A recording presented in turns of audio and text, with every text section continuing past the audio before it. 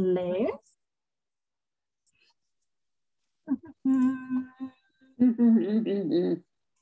Facebook. Got it. Rat row. Unable to log onto Facebook. That is not a good thing. Let's see.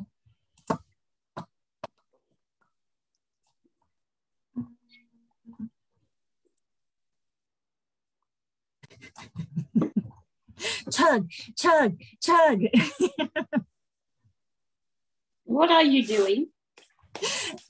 I'm encouraging you to down your breakfast.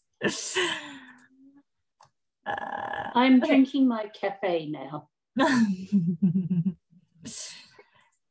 Okay, live on Facebook.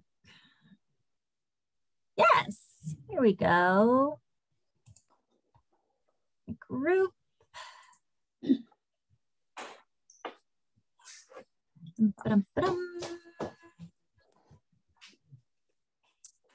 Wow, I'm in 1,000 groups.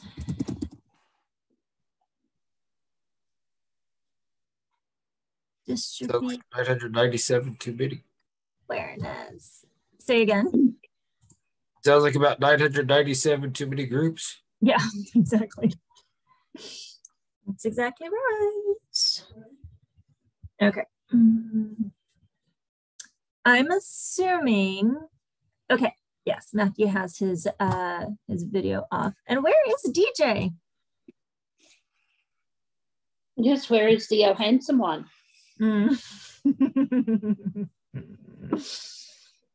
Let's see. Hopefully his internet didn't go out again.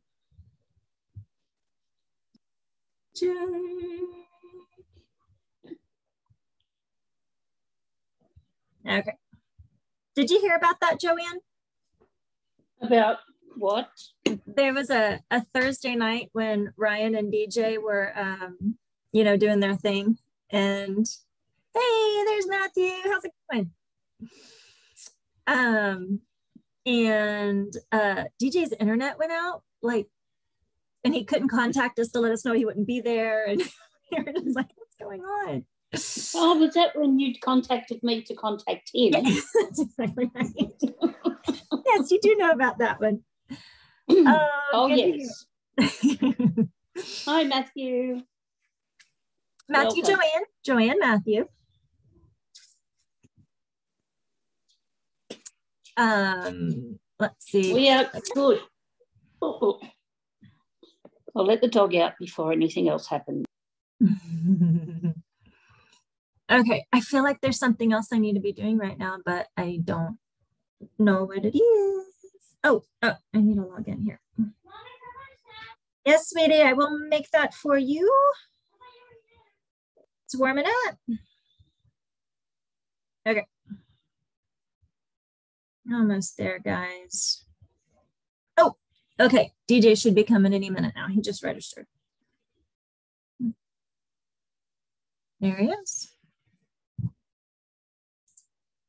Okay.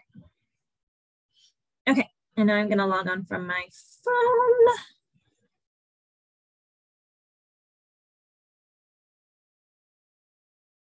Oh, and that's me. Okay. Got it. Ruh-roh.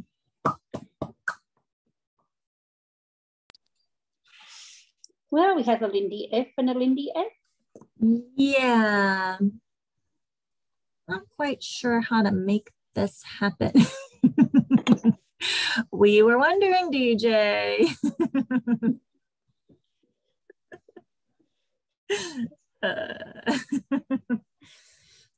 Okay. Oh. Are we good? And there's Susan. Got it. Okay, do we have 2 pictures of me? Yes, we have 2 pictures of you. Fantastic. Oh, DJ's mum. Welcome.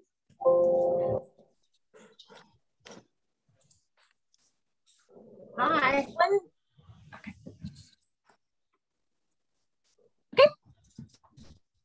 I'm going to mute this.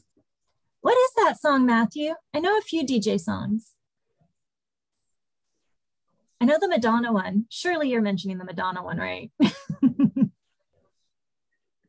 Oh, camouflage. I got camo. Joanne, where's your camo? Oh, wow. I cleaned my table. Oh, hold on.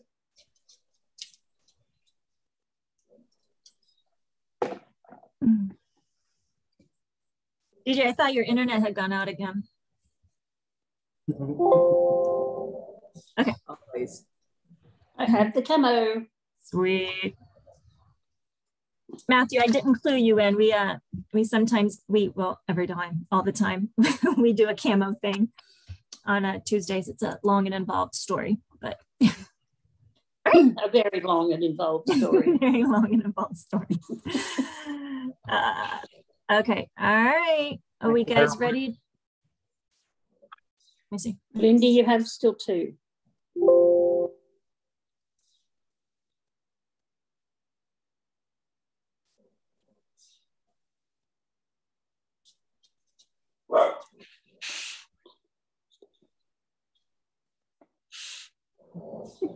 It's gonna be hard on there.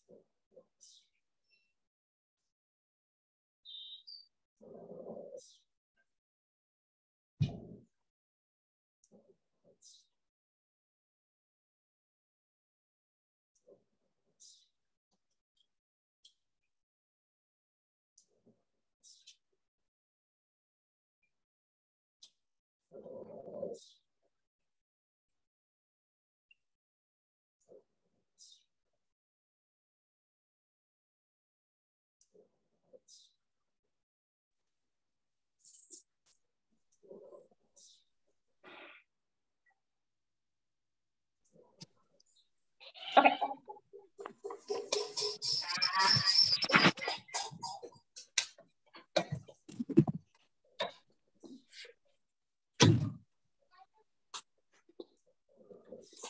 Figured it out.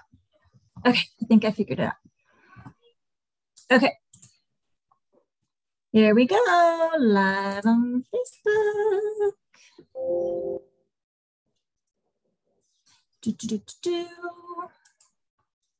Group.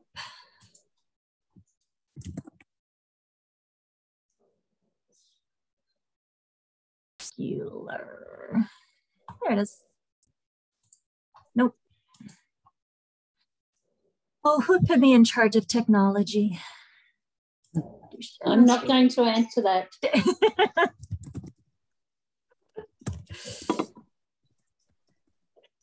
Awareness. There it is. Okay. Yes, DJ, the cat is feeling better. Only costing me a couple of $100. But she's back to normal, hopefully. All right, guys. Have we gone live? This is not. No, damn. Permissions error. Why are there permissions errors?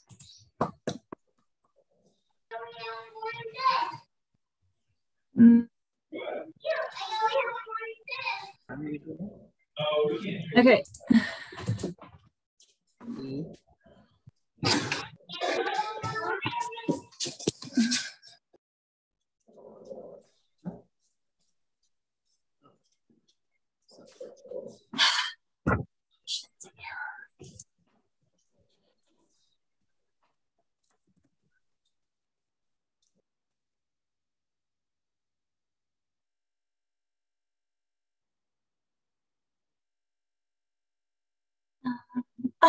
Good. Melissa's here. Oh, Melissa's here.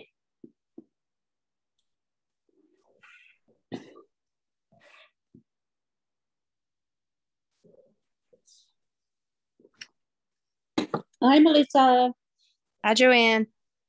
How are we? Hot. It's Hot. hot here. Oh, I wished it was hot here.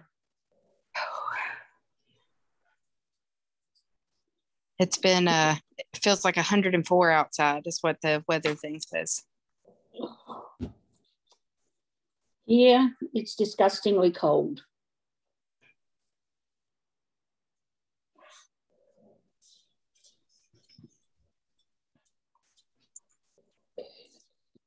It's 57 here today. Oh, yes. I don't like the cold. Get down. And the cat's going to drive me nuts today. So how's everyone going at home? Everyone's good. Nobody's sick anymore, so that's good. Oh, that's a big improvement. Yep. I got the boys down for bed right now, and the toddlers are watching a movie. The girls are watching a movie, so I had a minute to hop on and see how everybody was doing. But yeah, everybody's doing really good. That's good.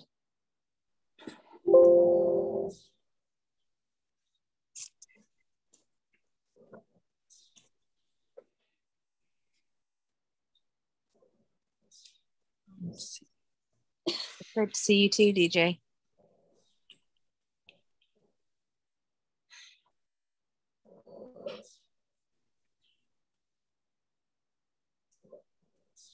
Lindy, I think, is talking to herself.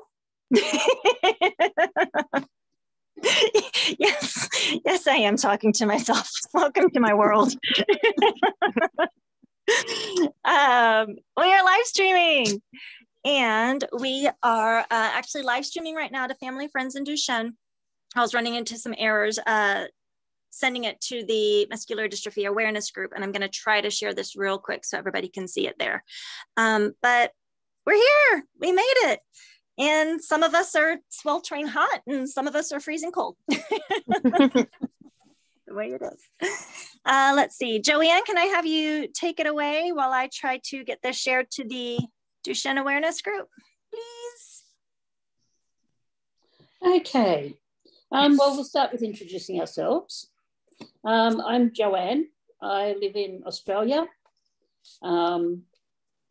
I had a 16-year-old son, Zachariah, who passed from Duchenne 11 years ago.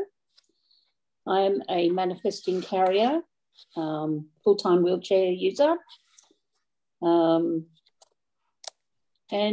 I'm going pretty well at the moment, which is good. Melissa, would you like to introduce yourself? Yeah. So I'm Melissa, and I'm from Tennessee, and my son Jericho is 2.5, and he has Duchenne muscular dystrophy, and I am also a carrier of Duchenne muscular dystrophy. Jericho also recently got diagnosed with autism. Let's see, I have 4 kids, but Jericho's the only one affected that we know of so far. We haven't had the girls tested, but his brother does not have it.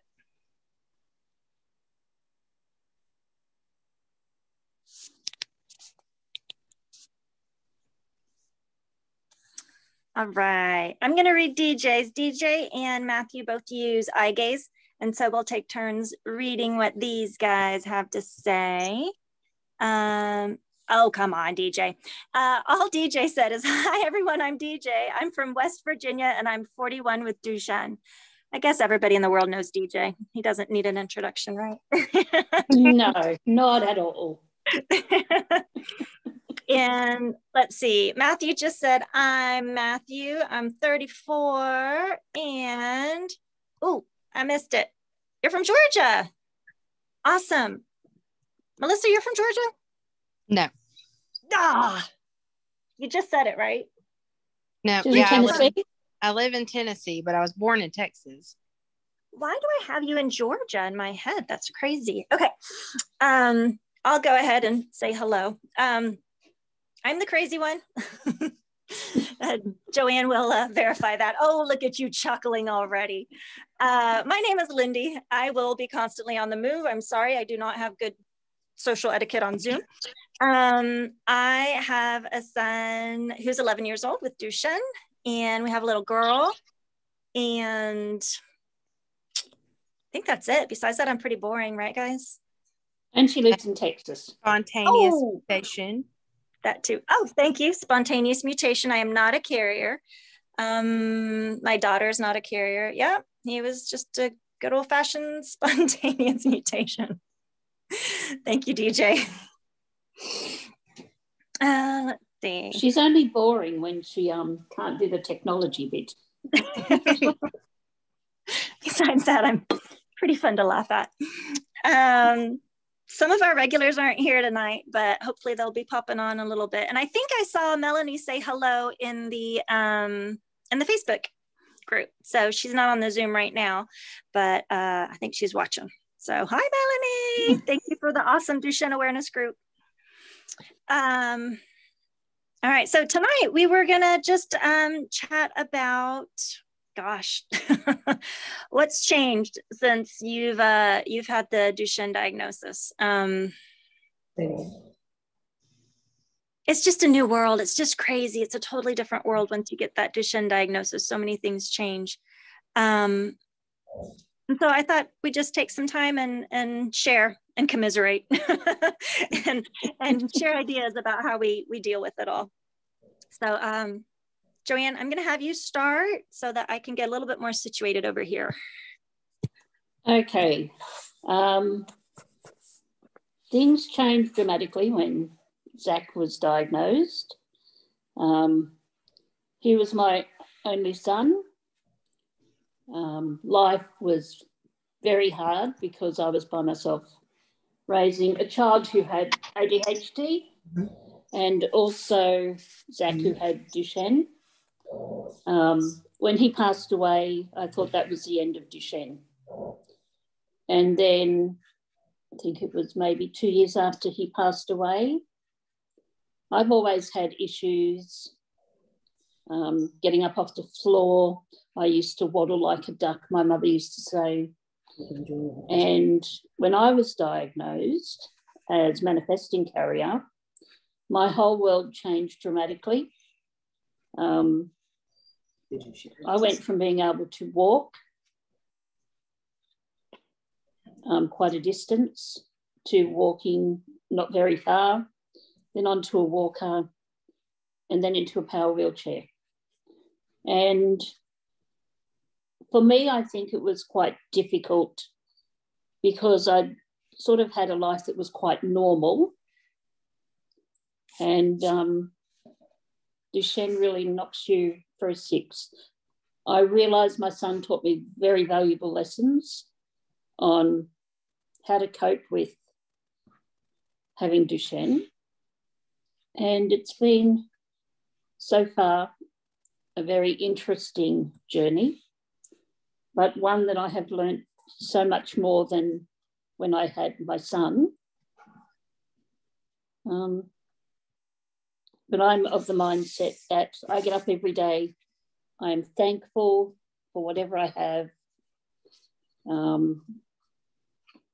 I find something positive every single day because with Duchenne, as you guys know, it's very hard to find something positive each day.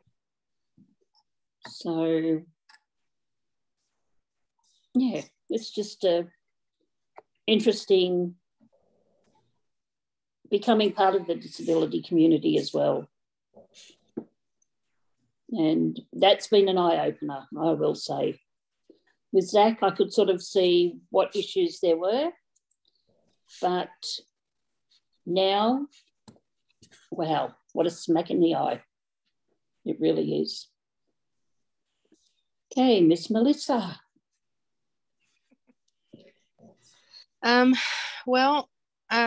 Honestly, the more I think about it, so Jericho was born early. He was born 5 weeks early. And and he was a twin pregnancy. So with that, we were already in a bunch of therapies. We were already in OT and PT and speech and feeding and all of the things because of his prematurity. So once we got his diagnosis, his doctor actually told me there wasn't really much more that I could do for him in that moment because I was already doing all the things. So my world as itself didn't change a whole lot. I'm still doing all of the therapies. I just now know that some of them are going to be ongoing and not short term. And let's see, but emotionally, I guess it was really hard because I have 3 other kids. I have a 12-year-old, a 4-year-old, and then his twin brother. So for me, the diagnosis changed the dynamic of between me and my kids. And they're all struggling. So I'm learning how to best help each of them. But my takeaway from what I've been doing since then is that I feel like I am more aware of all the good moments than I was before. I don't take anything for granted. I have lots of little moments. I wish I would take more pictures of them, but sometimes I just want to be in the moment. Like Jericho was dancing today, like full on dancing today. And I was just dying laughing at him. He was just hilarious. But it's just good. It's just, I appreciate the time that I get with my kids, all of them, even my non-DMD kids. I appreciate it so much more. And it's actually strengthened a lot of my friendships. I thought that for the most part, it would kind of push a lot of people away. And it did push some away. But then the friends that stayed, like, it just really strengthened our friendship. So. And that's a great thing that you have people who've stayed around. I mean, I've noticed over the years, you have that group. It might only be a handful of people who are there through everything that you go through with Duchenne, and others who really can't cope with it and really don't know what to say to you as a parent of a child who's got a terminal illness. Mm-hmm. So it's great that you've got people who are standing with you. And Absolutely. the Duchenne community, which, you know, when I had my son in 94, there wasn't, I mean, I had no idea about Facebook or anything. So there wasn't much support around. And now it's like a family. Mm-hmm. And that's something that I am so grateful for. Because there's days I really want to just throw in the towel, but it's like, no, get on and someone's going to understand. Or someone's going to suggest something. And that is awesome. Yeah, this group has definitely helped so much. I can honestly say that I don't think we would be as far in our DMD journey as what we are had it not been for this group, because everybody does share their input and what they've learned along the way and what they know. And the fact that they just you guys all understand, like, it works out good. So we're able to get the best medical care for Jericho that we need, because we know, well, maybe we shouldn't do things this way. We need to do them this way. Like, we're way ahead of the game. We're finding out all the stuff, all the do's and don'ts way before we even meet the doctors to find out the do's and don'ts. So we're already ahead. Yeah, and I have to say, I'm so grateful to all of the nonprofits and TPMD and Cure Duchenne and everybody else who did all the work so that it's just there already so that we can access it. I mean, if we had to start over from ground zero with nothing, oh man, what a struggle. And yeah, the friendships, oh my gosh, the relationships, it's incredible in our communities. Like you say, Duchenne, and they're like family immediately. They're like, oh yeah, sure. And you know, they're available and accessible anytime, even even in the middle of the night, Joanne, they're available. It's not the middle of the night. Normally it's very early AM. What was it? Was it 1 or 2 AM that you contacted me? The joy of being in Australia. And I mean, I don't feel in Australia in 94, we really had that much support. But now we have Save Our Sons, who is a fantastic group. And they have really pushed Duchenne to the forefront here, which is something that we didn't have before. And that is amazing. That's incredible. Susan, do you wanna chat? Are you frozen? I can't tell. Oh yeah, no, you're good. Yeah, I'm just listening to all of it, and to think that, you know, there is so much information out there now compared to when DJ was diagnosed 81, 82, and there was nothing. I mean, the only time you might have learned a little something, and it was very little, was when you had clinic, you know, once a year. But it's amazing. It's amazing what, you know, I have learned, and things that DJ have learned just recently that, you know, it's like, wow, how do you go about getting this test done? And how do you go about, you know, doing this, to where we just learned along the way. You know, no one was there to say, you know, this is what's going to happen, or this is what you can expect. Yeah, other than the fact that, you know, your son's not gonna, you know, make it past his teens. You know, that was a big scary thing for so long. And then as time went on, you know, they'd raise that number up, you know, early adulthood to where now I just say to myself, you all don't even know. I think it depends on each and every child, or, you know, adult person, because DJ's just been amazing. You know, I've never imagined that he'd still be here at this age, from what they said to us all the time. You know, that was a big thing. And I'm like, wow, I'm going to lose my son, you know, but he's proved them all wrong. And that's amazing. You know,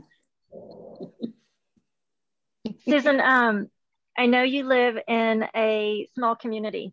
Did it, Exactly. DJ says, neither did I. DJ didn't think he'd be around this long either. What happened with the community when you started sharing that? Did like everybody huddle around you, or what was it like? What happened? No, not necessarily. No, if it hadn't have been for family, you know, and I have a big, fairly sized, good family, 4 sisters and 2 brothers, and, you know, aunts and uncles. And it wasn't the community as much as it was family, because you had to teach them things that you didn't even know. As you were learning, you had to teach them or tell them, and they were kind of like playing it by ear when it come to like physical therapy at school, what to do for him, you know, what they could do for him. And that was a big struggle too, because he wasn't offered an aid. He wasn't offered anything, to where I had to pretty much go to school and do everything that he needed to have done most of the time. So yeah, it's been a struggle. And it's sad because, you know, right now I just say, push everything you can push and get everything that you can get, because he didn't get what he should have. Now that I know he should have gotten things more so. But yeah, but we make it each day. And, you know, we have had some really good doctors. Well, we still have some good doctors. But like I said, you just take it day by day and keep going. Yeah. That's all you really can do. That's it. I mean, when Zach was diagnosed in 94, my son passed away at 16. And they didn't really offer anything. I mean, a lot of the boys have the tracks. Yeah. They refused to actually do that with my son. Wow. So there wasn't any trying to prolong life. It was more, this is it. Wow. So, I mean, I'm just so pleased that it's come along in leaps and bounds, where the guys are getting a really great life, an extended life. Exactly. And really kicking the doctors in the head, which is great. You know, you've got to prove them wrong. And I think that's just amazing. One of the things I love about this group is, since we're from all over the world, we also have people join us from Sweden and Canada sometimes. And oh, I missed that. What did you say, DJ? Oh, that we do have, yeah.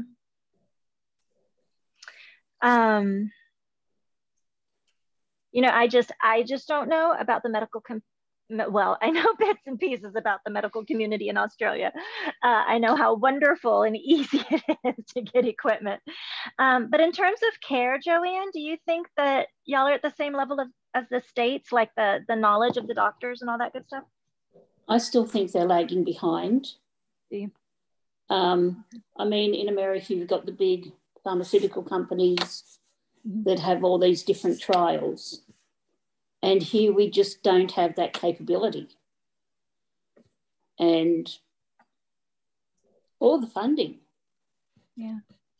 I mean, you can only raise so much money, but it can only go so far.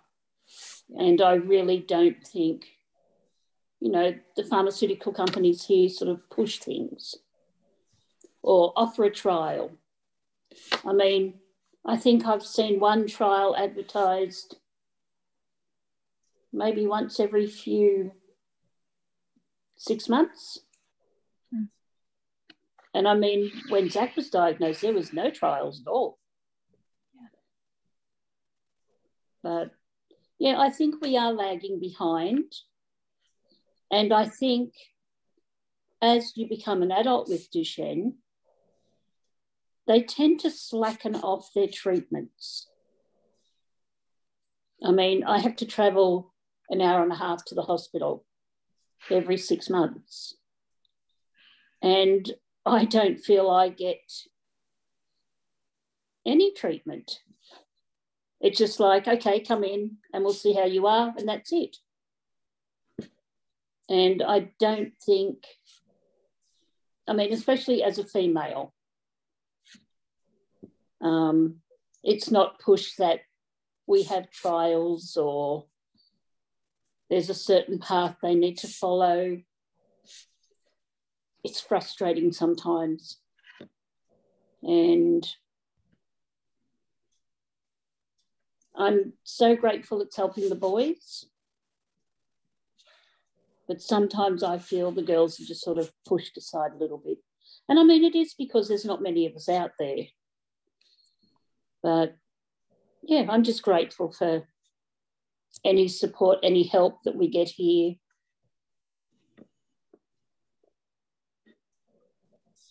Yeah, it's I'm guessing it's akin to the whole COVID thing. Whenever you know, at least in the States, it was you know, we're only the really, really vulnerable people will get really sick. I'm like, well, that's my family. So, you know, they don't have funding for carriers, but you know what? That's you. That's your life. That's who you are. How can you be excluded? You know, that just seems incredible. And I mean, I go and I do the people who want to become neurologists testing here in Australia. And the amount of times I've heard them say to me, oh, it could be Duchenne. Oh, no, but only boys get that. So that's why I do the neurologist exams, to try and push it out there, that there are women out there who have Duchenne and that they need to open their mind. And I think it's really helpful that I go, because if it's something that sticks in their mind even 10 years from now and they see another female and go, wow, it could be Duchenne, I think that makes an improvement, and it enables so many other women to get properly diagnosed and get the proper treatment. Yeah, I think that's fantastic. Let me see. Oh, we've got DJ and Matthew chatting. So Matthew said, I agree, when you're an adult, they're not good at letting parents and us grown-ups with Duchenne know things. Yep. Yeah, and you know, Matthew, I kind of feel like this comes back to you weren't here, but was it last week, guys, or the week before? We were chatting about how how when you enter the Duchenne community, how your perspective about the medical community changes completely. Melissa, was that you talking about it? Yeah, time or two. And Matthew, I think they just don't know. They just flat out don't know. And that's one of the things that's changed for me, the amount of advocacy I've had to do with the medical community. And I just hear horror stories from, other families and how they've been mistreated and how the doctors wouldn't listen to them. Like, come on. So, if anybody else wants to get on their soapbox about that, would love to hear that. Oh, but I think I missed DJ's. Let's see. Your volume's low. Is it? Okay. Nope. Is that better? Yes, we can hear you now. Yay. Okay. I wasn't saying anything important. DJ said, I believe they don't really want to offer the adults treatment because they're too focused on a cure instead of just helping us keep some abilities. God. And that's so true. It's like, you've exceeded our expectations. What do we do now? How can we help you? You're not supposed to have lived this long. And I think sometimes that's the issue. Well, also us older guys, we're not on the same medications and everything that everybody else is. So I think that's part of it too, is that makes it a little bit challenging with a lot of the other stuff.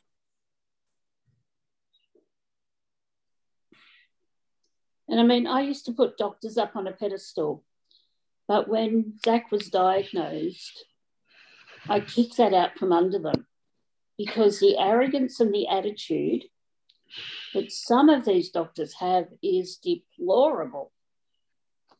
And they really need to become a patient, I think, sometimes. The way they speak to parents of children with Duchenne. We know our kids inside and out. We're with them 24/7. And sometimes these doctors are saying things and basically making the parent feel like they're lying. What they're saying isn't the truth. And I think sometimes they need to really listen to the family members.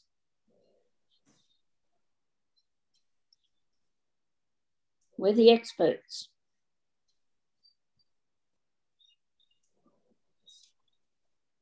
I think a lot of what doctors do is they're trying to give you like the worst scenario so you don't get your hope up, because then, if I'm a doctor, they don't like their patients passing away, but they don't want you to say, well, you said, you gave me more time than I thought I had. So I kind of wonder if that's what it is, but I still think doctors need to say, here's the oldest somebody has lived with it, and here's what you also need to know to expect. Give you options. And that's true. And I mean, they can't take away hope. That is something that us as parents, we really need that hope. Mm-hmm. And the guys, as they get older, they need that hope. They need to know, well, I can do this. And sometimes I do feel, as you say, Ryan, doctors give you the worst case scenario. We got Jericho's diagnosis in 2020. Right. 2020, 2021. I don't know. I messed up my dates. But anyway. When we got his diagnosis, I mean, they told us the same thing, that it was going to be late teens, early 20s. And that's the first thing that they told us. That was so heavy to tell somebody that just found out that their kid had this disease. And then I joined this group, and you've got Ryan and DJ, and it's just like, what the heck? And Jason, and I mean, all of these guys that are in their 30s and 40s. And I'm just like, okay, that's what I needed to see. I mean, when Zach was diagnosed, He was 11 months old, and they sent me to meet another boy who had Duchenne.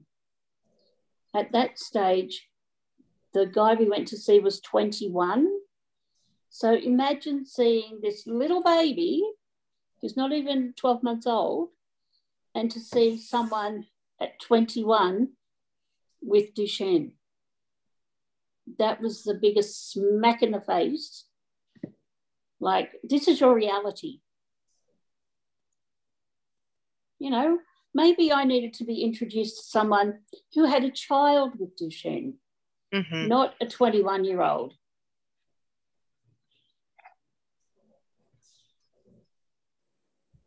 I could see that. It was really hard I want to say Jason was the first one that joined in our support group here. And the first time that he joined, that was very, very hard for me to see someone in their 30s with Duchenne, and all the stuff that comes along with being 30s with Duchenne. But it's very hopeful now. Now I love it. It just, like, these guys are so full of life, and they just give me so much hope and so much joy. Because I'm like, I can see that now. Like, it almost allowed me to start dreaming again for Jericho. Like, I can see him in his 30s and playing his video games, and like, he can have a great personality and plan camouflaged weddings with people in different countries. Melissa, I don't think DJ's mother knows about that. Oh, spilled beans. Mm-hmm.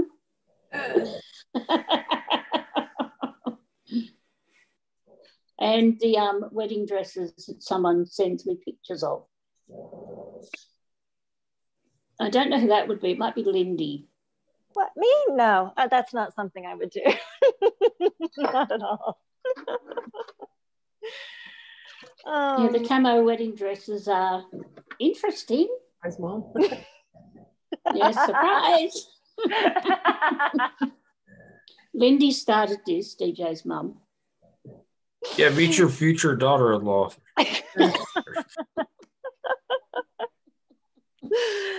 Oh man, we have fun on our Tuesday night group. Can y'all hear me better now?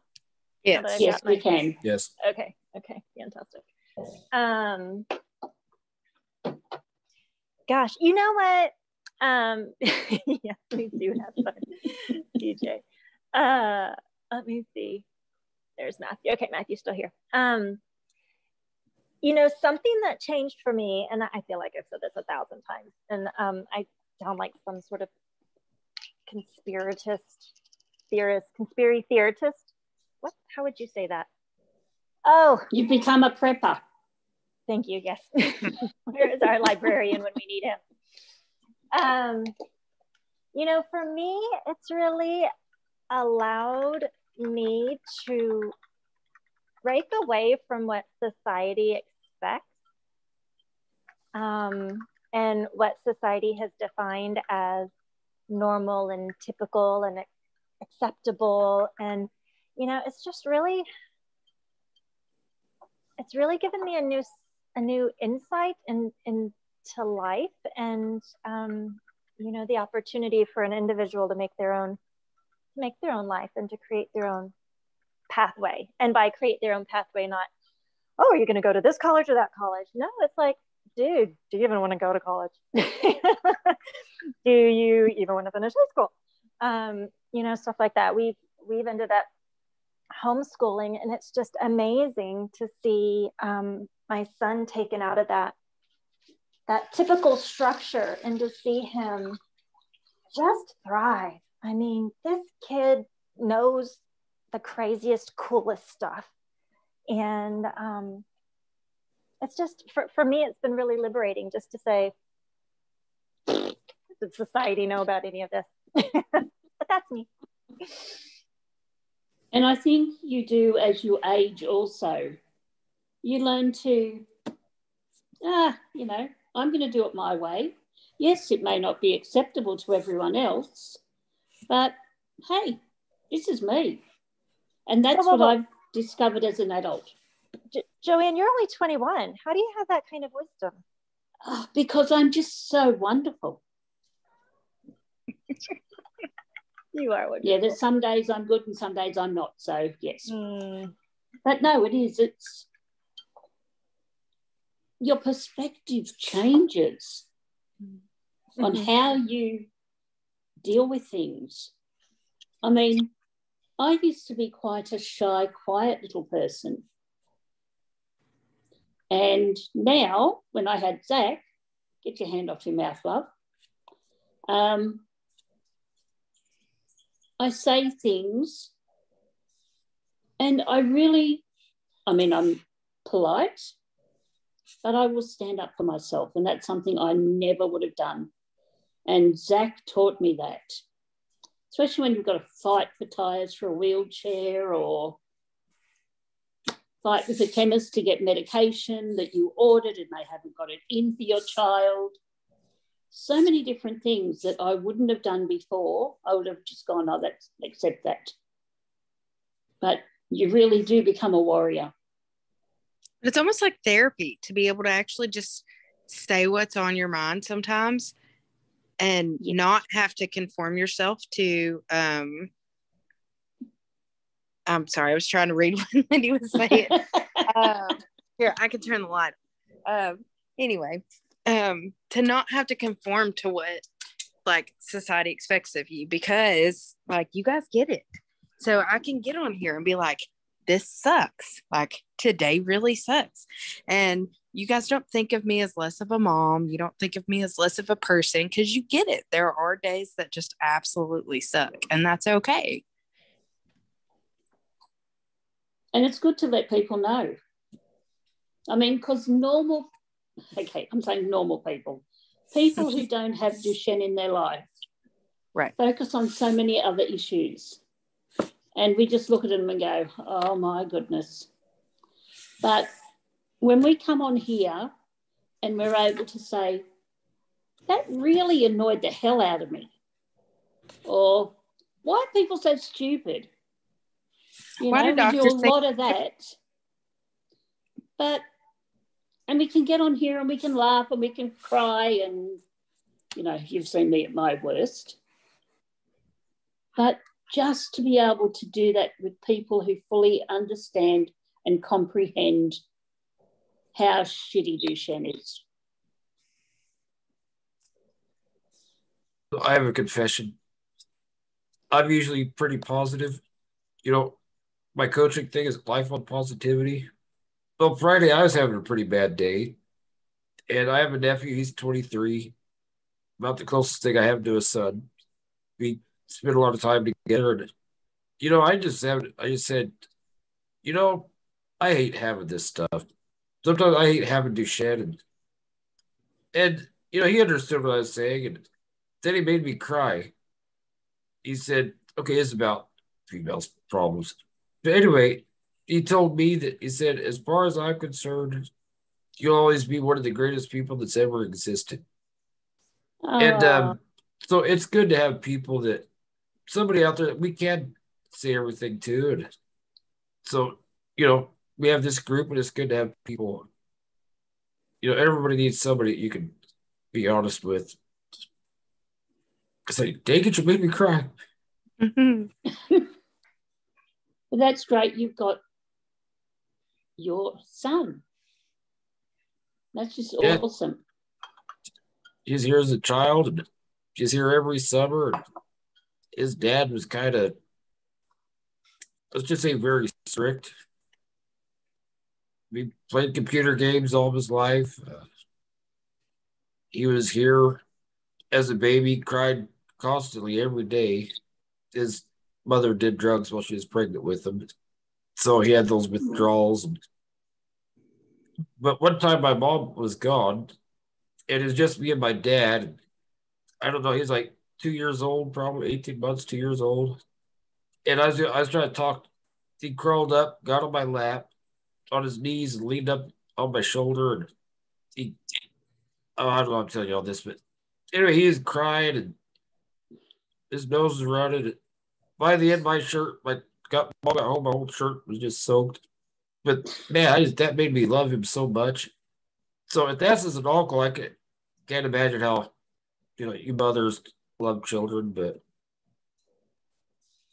Anyway, it's just really nice to make that endeared him to me forever. Ryan, share what you always share about kids. Is it right? Is it you or is it DJ? Maybe it's both you guys. Maybe it's DJ. DJ, say what you always say about kids.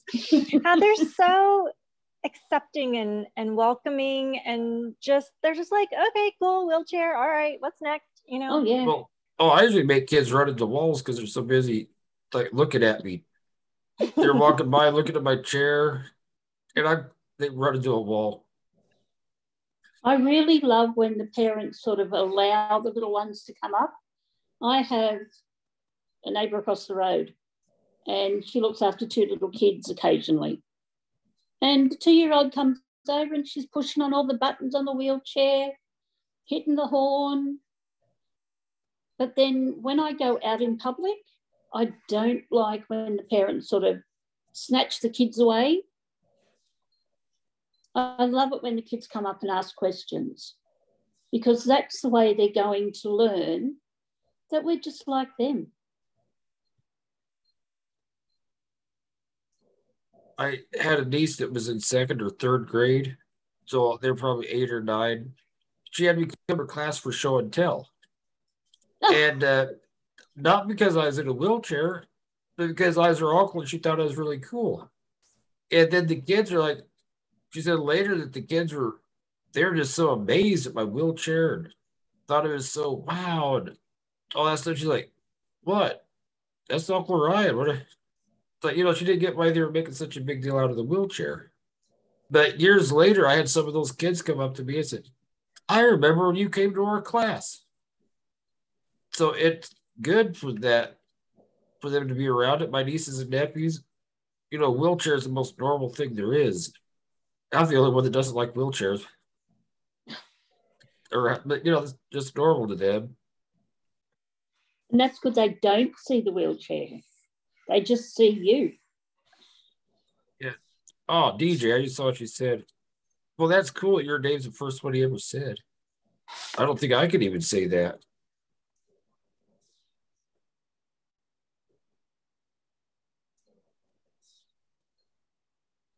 No, I mean, I can say your name. I can't say my name is my nephew's first word.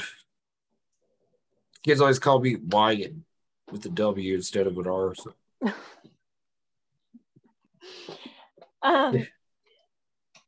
It can sound like a lot of other things, but we won't say that, DJ. Like they can say, like, wait, is that DJ? Yeah, sure. I'm kidding.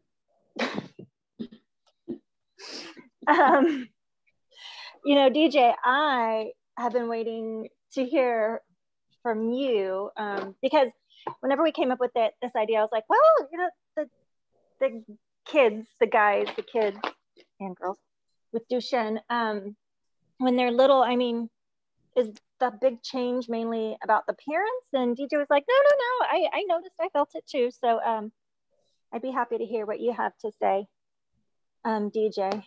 And I just, just kind of backtracking a little bit. I didn't get the chance to really say it. I had company in the room, but it kind of feels like an alternate reality that only some people get. We're all living in the same space and in the same place, but it's a totally different reality, and it's just it's so strange. It's so strange. And it does feel like that because there's only us who get it. If you say half the things that happen or what you have to do in a day, people would go, what? That's insane. I'm always flabbergasted when somebody says, oh, they get to a meeting or something and so, well, what time did you get up or something? Like, 30 minutes before. I'm like, 30? How'd you get ready? I forget it doesn't take everybody else 2 hours to get ready for something. And for some people, it only takes 5 minutes because They're doing so many other things.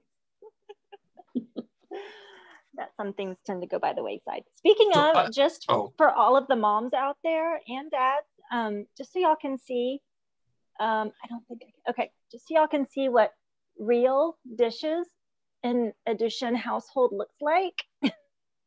Don't feel bad about whatever dishes you have not done. It's real. Okay. You learn to put your priorities in place, and dishes can wait. But spending that time with your child, that's the best part of your day. Who cares if you've got a messy house? It means nothing. Just means you've been a fantastic mum.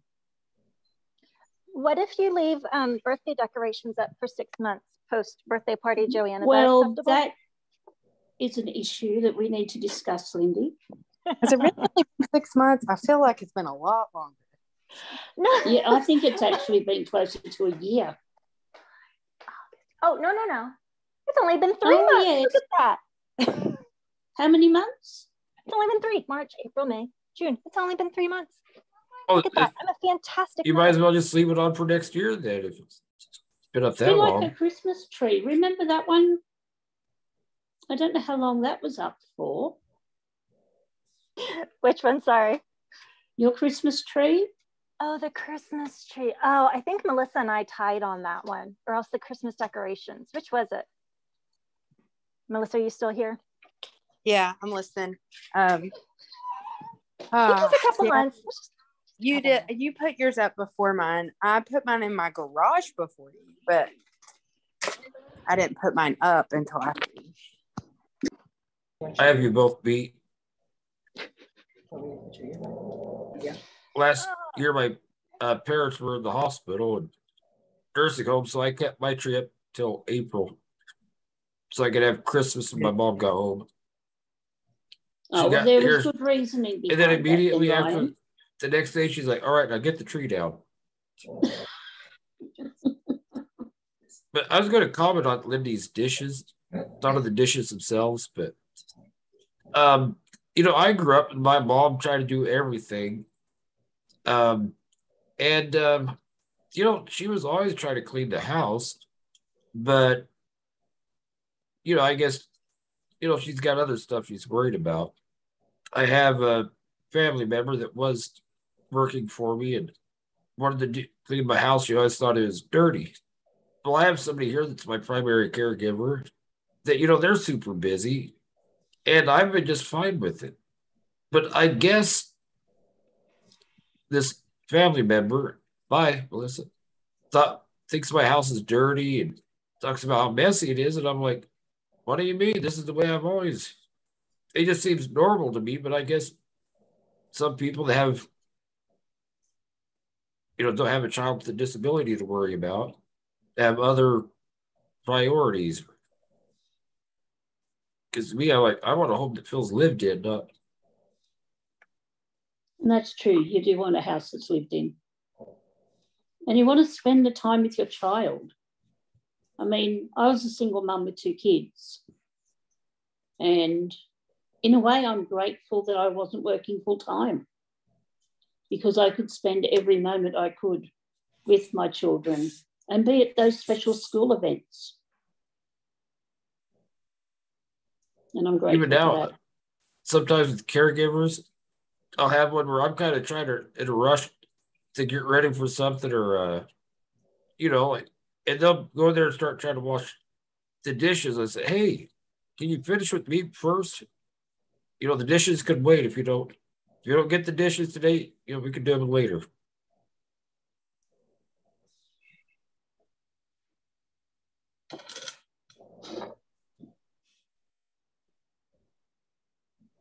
Yeah.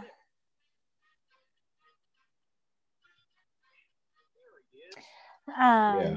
Oh, thank you, Matthew. I agree, Matthew. That's lovely. Matthew just said moms are the heroes for those of you guys on Facebook. I didn't pay him to say that. I totally didn't. Let's see. Ryan, can you read DJ's? The way that I noticed was I could feel a little uneasiness from others. When I would do things, but after seeing I wasn't going to break, I was treated just like everyone else. Most think we may not really know much about Duchenne, but we do understand that we are a little different.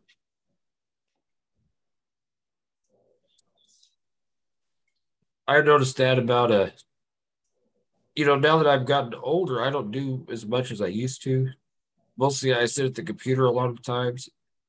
And I've got the most spectacular, wonderful caregiver in the world that is, lives here at my house and takes care of me. But I've kind of noticed she doesn't know the teenager me or the one that used to do all kinds of dumb stuff. She knows the me that sits here at the computer. And I went to high school, I'd ramp over everything. Like I got all four wheels of my chair off the ground one time. But anyway, it's just I only did it once. That did kind of scare me. This one, I've noticed everything. She's always like a little bit scared. I might be able to get in the pool next week, depending on how the transfer chair works. And I told her that. She's like, I thought you were just going to hang out at the pool. And like, she's really worried about it now. And I'm like, there's been a lot of things I just have to show her that, hey, I can do it. It's okay. Afterwards, she's like, oh, okay. So yeah, that is what I have to do a lot. Some people can't accept that you will push the boundaries. I mean, I push the boundaries and I get in trouble quite a bit. But I want to be able to show that I can do things myself, that I still have an independence. And that is really important to me. I mean, I'm sure it is to everyone else, but, people, I'll do that for you. Why are you going to do it? Because I really can. Oh, I used to get so upset when people would hold the door open for me or open a door for me when it's a door you could push. Because I'm like, okay, you can pull it open for me, but I get upset like I could do it. I was like, okay, they're being nice, don't. Yeah. That what really throws people off is when you hold the door with your chair. Say, come on, are you sure? Yeah, I'm holding the door for you. To figure it out.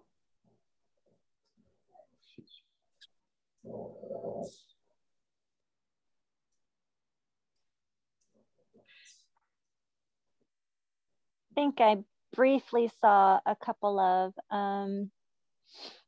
all right, Matthew, I'm going to read this to everybody because it's fantastic.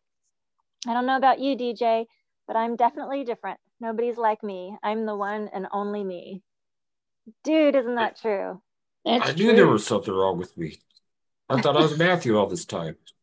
I was hoping I was better looking than I am. Dang it. Yeah. We learned so many important things at Tuesday group. Yeah, and how unique we are as each individual. Some crazier than others. We won't mention names there, Ryan. I think Lindy was one of them. Oh, actually, I've got that big square paper behind me. I got that just because I'm crazy and didn't want to spend money on a psychologist. I can diagnose myself. Self? You're crazy. Okay. And it's good to be crazy. It is. It's good. I find I have a very warped sense of humour. And my daughter actually will yell at me and say, Mum, you laugh at the most inane, stupid things. Hey, if I don't laugh, I'm going to cry. You know what? If we weren't crazy, we'd be insane.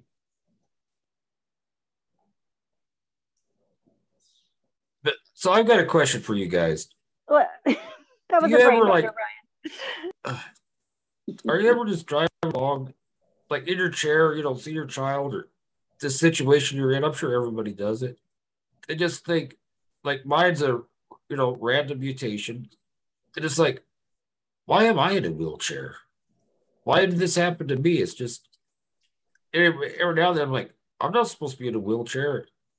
I think, your brain is trying to say, it's programmed to a certain thing. It's like, Why aren't you walking? Why aren't you doing this? I mean, it's just a weird realization once in a while. It's because I continually forget I'm in a wheelchair, which does come in handy when people are moving.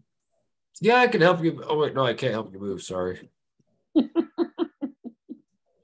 Yeah, my mother used to say when Zach was diagnosed with Duchenne, why didn't God give you to a family that had money?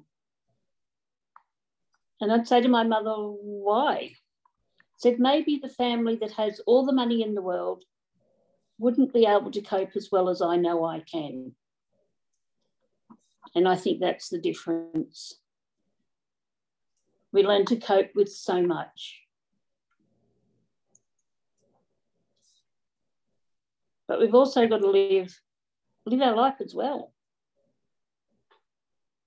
No, and I saw this because I've gone into a wheelchair a little bit later than the norm. I've sort of questioned. I don't say why me. I say why not me. I can cope with this. I think I'm doing okay at the moment. And I'm grateful.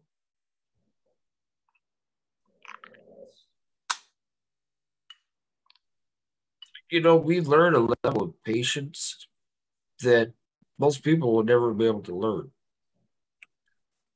And patience can be good.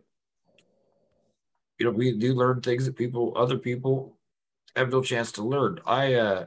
You always hear about the World War II generation, how great they were because, they knew how to sacrifice, go without things.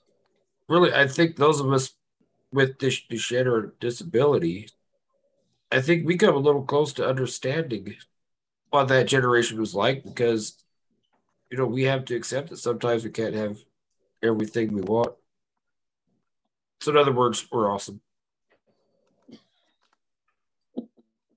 And resilient, but yes, totally awesome. If I could circle back, DJ and Matthew were chatting about the accepting help, and I guess all of y'all were, and I was just kind of listening in. But it's funny because I have the opposite with my son, and I don't know if it's personality or what exactly, but I have to really push him, like, okay, kiddo, get up, you can get your own napkin, it's okay, go do it, because not I guess not wanting to accidentally push too hard. There's been lots of times when you're like, oh, I'll get it for you. Oh, it's okay, you stay there. Oh, sort of thing, because you don't want to break your kid. But yeah, I'm learning that there's definitely somewhere in the middle where it just needs to be given a little bit more opportunity to embrace that independence. Is that a good way to put it? I think there's a lot of kids like that. One day, I had a different nephew than the one I told you about before. He was born, I was 11 when this was born. He was laying on my bed one day watching my TV. And my mom was in there with me too. And he was busy watching TV, turned around and said, Grandma, can you scratch my butt? And he doesn't have the shit or disability. And she said, no, you can scratch your own. I said, okay. So maybe that's just kids that don't want to have to do stuff themselves or be distracted.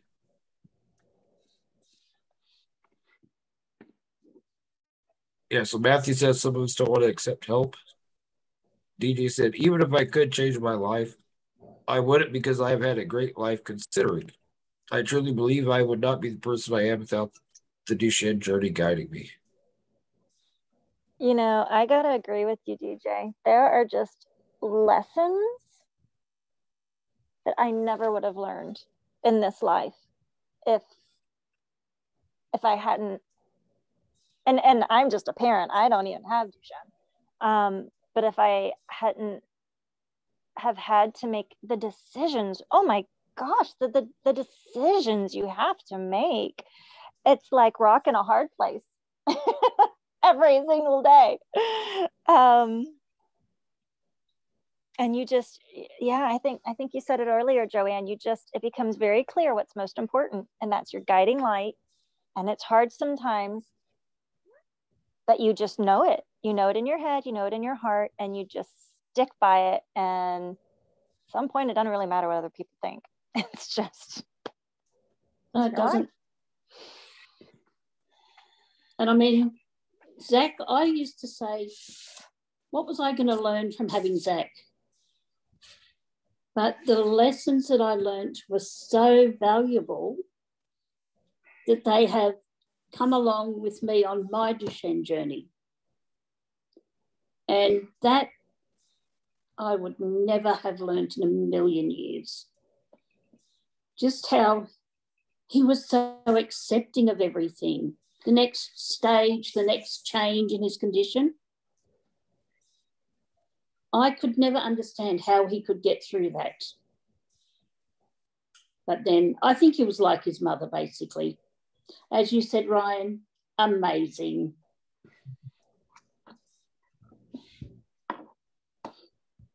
You know, one thing I'm grateful for is I got to be a lot closer and know my parents better than my siblings and so many people. You know, I can honestly say my mom was my best friend, what I told everything to, and that is something nice. Plus, if I wasn't in a wheelchair, you know, I'm already pretty cocky as I am. I'd be way worse. According to Ancestry DNA, I'd be like a Olympic sprinter or marathon runner, you know. Yeah, so I like the way I am. Which is pretty awesome. I mean, I wouldn't mind being like the next Rambo, or that'd be pretty fun. But so instead, I could write a book about a guy that's thinking like wipe Rambo out, like Rambo's nothing. But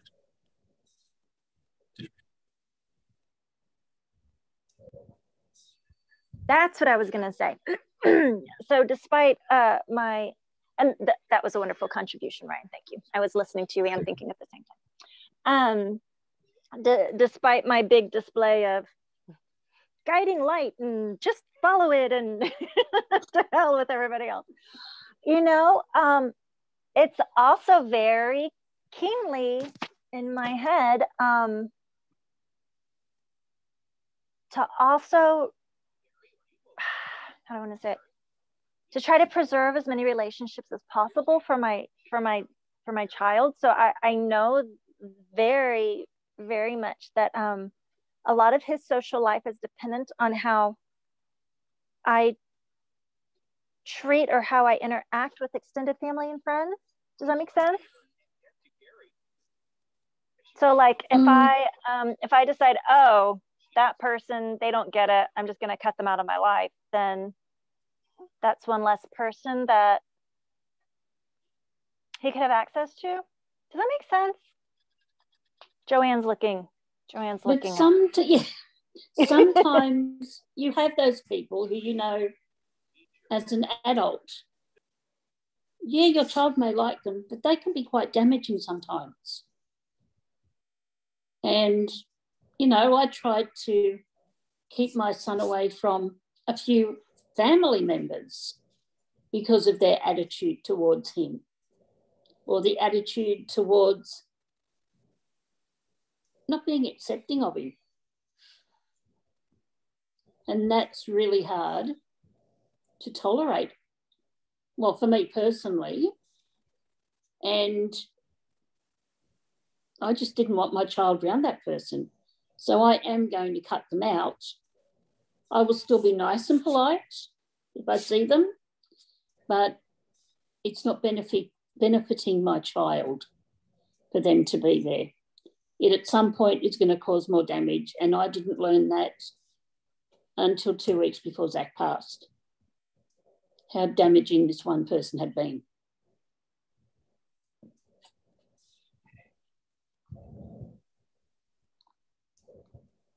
And now I still see that person. I know to walk away.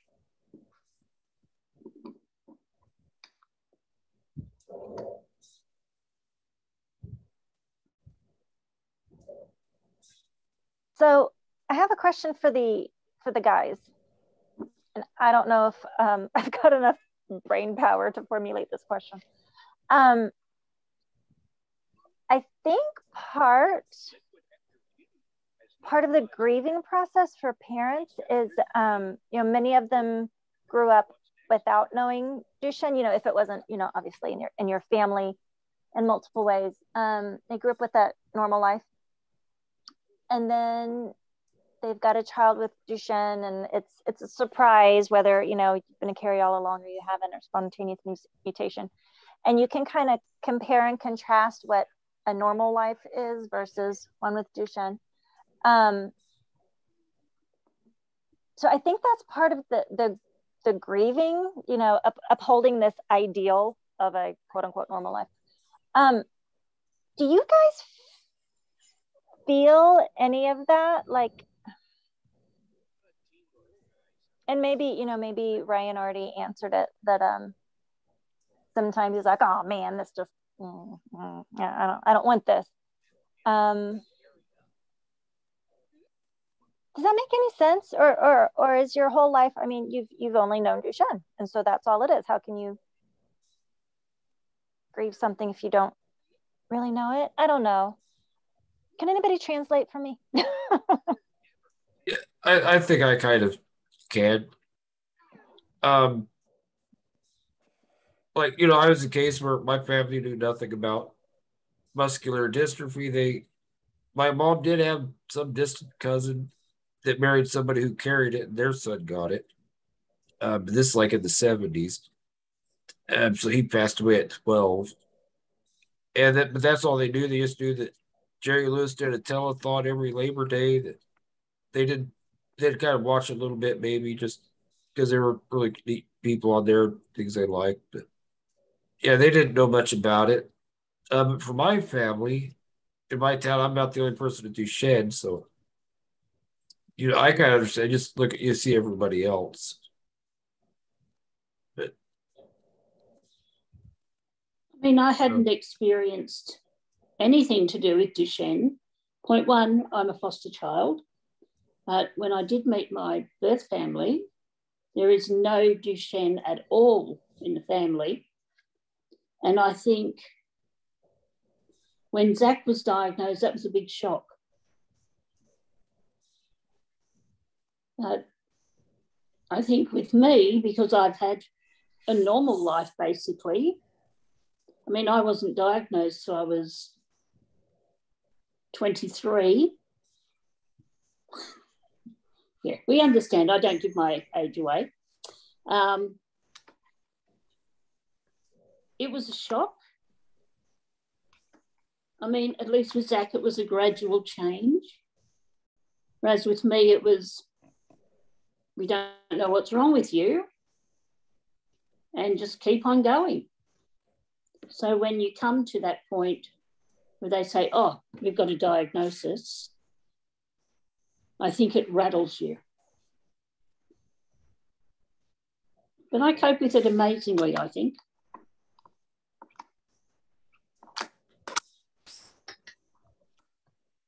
I'll say hi to your mum, Matthew. Hello. Hello. Everybody. I'm Hi. Matthew's mom. If you want to Hi, contribute, Matthew's mum. What is Matthew's mom's name? Wendy. Besides, what is it? Wendy. Wendy. Mm-hmm. Do you have anything to contribute? If you'd like to, we'll put you on the spot. I was just going to say, I was listening, so to me, the grieving thing is a process over each different thing that's happened. So I didn't initially really grieve, not initially, but once I saw the effects of what it was doing is when I started reading about the diagnosis.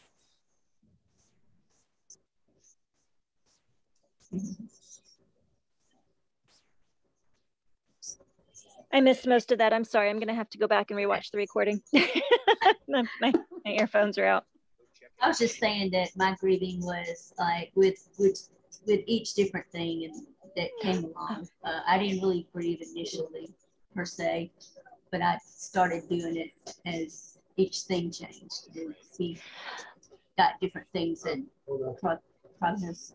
Oh, sorry. And you know, that's exactly, you know, I would agree with that completely. The amount of grieving, continual grieving in our lives, it helps to reinforce that alternate reality. You know, just the craziest things can be triggers. The craziest things. Please tell her we loved seeing her. She's welcome to come back anytime, Matthew. The most minute things can be triggers. And it's just, you know, it's hard. It can be hard to explain. Sorry, our family's not coming to your child's birthday party because birthdays are a grief trigger and I don't want to be bawling and snotting in front of everybody. Sorry about that. You know. But it is, you tend to grieve. I mean, when Zach was diagnosed, I didn't grieve in the beginning, as Matthew's mum said.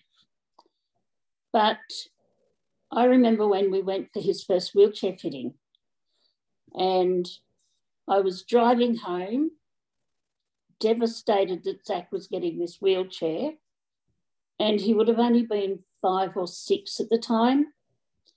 And he turned round and put it into perspective for me. He said, "Mummy, I'm really going to love my new blue wheelchair." And I thought, he's a child and he's so accepting of it. And here I am, an adult, and I can't cope with it. So it really put things into, you know, he was going to go through this stage. There was going to be different stages to come. But he was going to cope with it. And I think that made me feel a lot better. Even if I was a wreck.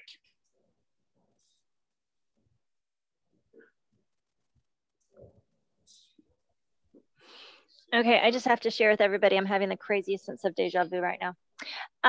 But beyond that, I wanted to read DJ's comment here. DJ said, "My family knew absolutely nothing about Duchenne, and we just figured it out as we went. Duchenne never really played a role in how my parents brought me and my siblings up. We were all just like every other family."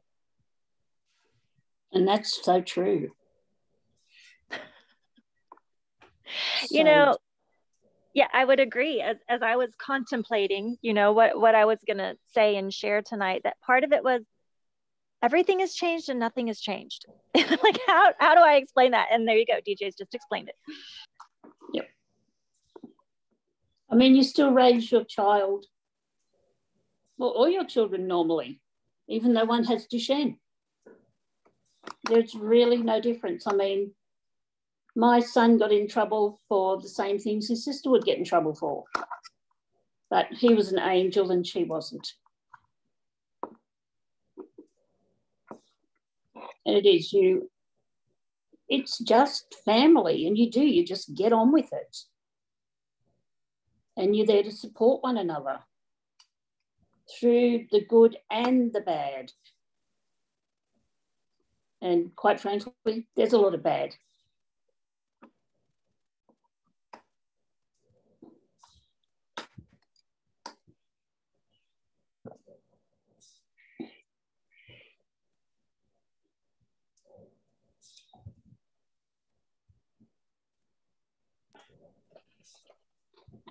Yeah, Joanne's kind of fantastic, Matthew.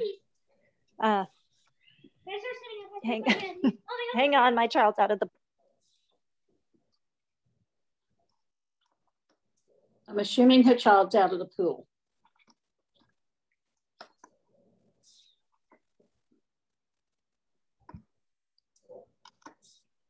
So DJ, just looks like you and I are going to be chatting since everyone else is on mute.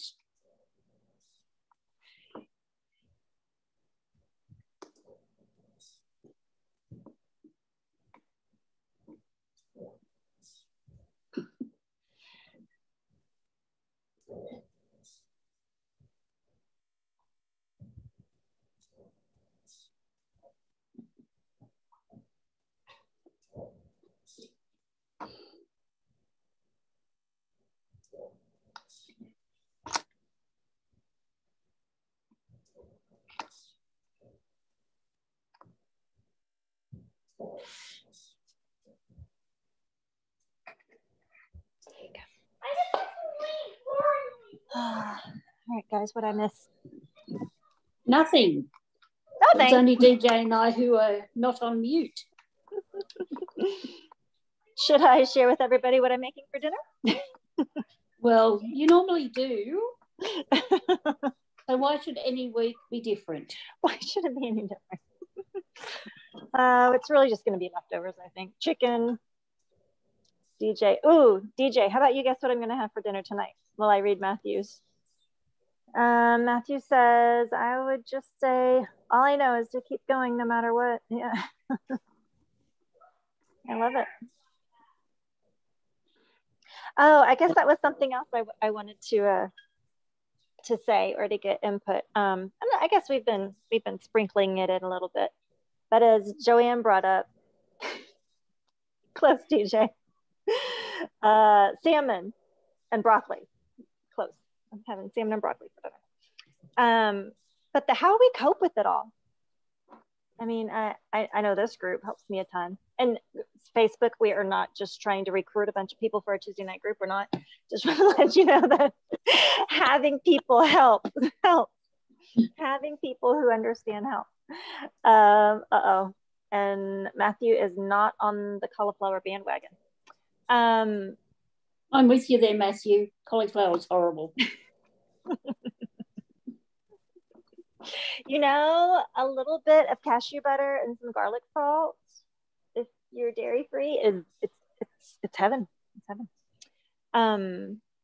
But yeah, how you cope. I will share this. Joanne and I are both big proponents of mental health. I tell you what, therapy, and if you need it, meds.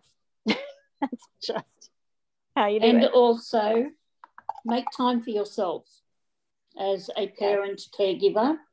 Yes. That is so important. I mean, I knew I used to lose it every 3 months. But what I would do, I would go into my bedroom when my kids were at school. I would shut the door and I would scream or cry or do whatever I felt. Once I had done that, okay, I can face it again. You just have to have strategies in place that work for you. Don't worry if someone says, oh, that sounds stupid. As long as it works for you, who cares?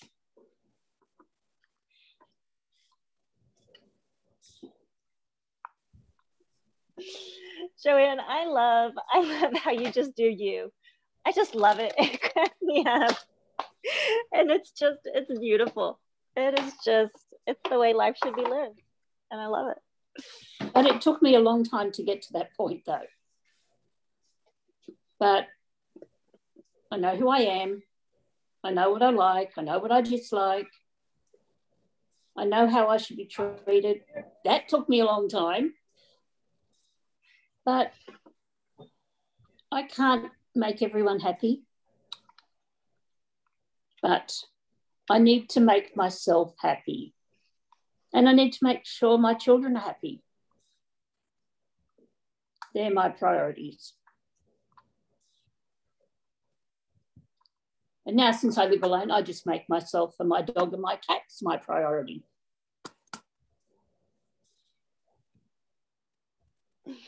And your BFFs in America and Canada. Yeah. And Sweden.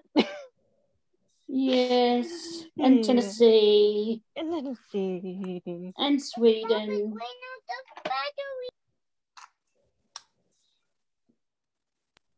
I'd love to hear how you guys cope. Are you working on that, Matthew, in the chat? Yep. Although I think DJ has a charmed life. I'm starting to believe that. No, I know it's been a rough ride for you too, DJ. I know it has been. All right, guys. I was taking care of some stuff I couldn't show on camera. Oh. What did I miss? But I did have a really awesome person helping me. So. Oh.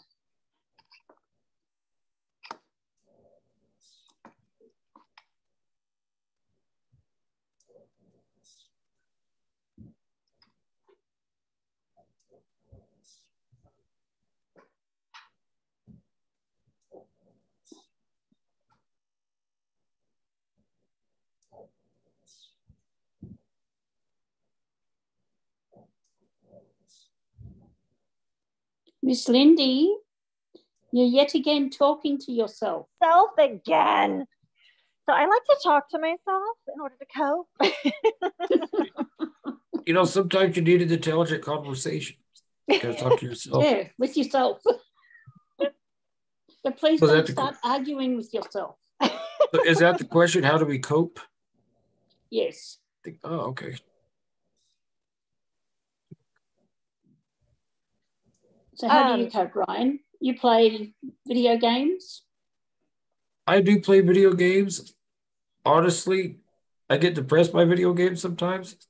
Except now I get paid to play video games, so that's not as depressing. But mostly it was I played with a friend that was very toxic, and I put up with him for like 20 years because he runs off all his other friends, so nobody else will play with him. But now I quit being my friend and told somebody else that I'm just a mooch off the government. So I'm like, I'm glad I don't talk to him anymore. For me, the biggest help was learning that I could write.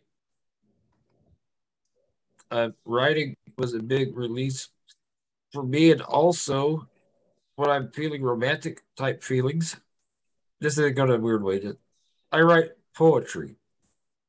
Mostly lovely. In regards to a certain person that isn't quite as ready for me to express my feelings. So they don't know, they got all kinds of love poems written to them.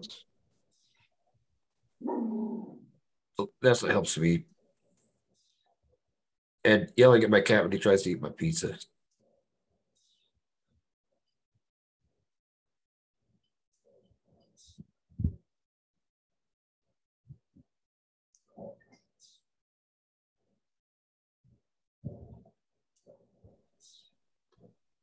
Sorry, I'm chewing, guys. All right, I already did all my chewing.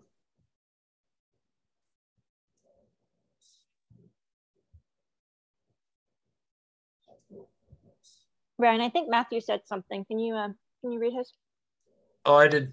See, I came in. Couldn't hear. So Matthew said I cope by playing video games, going outside and hanging out with family and friends and my dogs, and anti-anxiety medicine helps a little. Sorry, Matthew. I thought that when I came in, everybody had already shared that or something.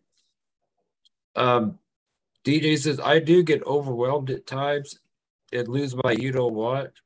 For the most part, when I'm in that place, I usually just turn on my music and let it ease my mind, or sometimes I just have a cry at night when I'm alone.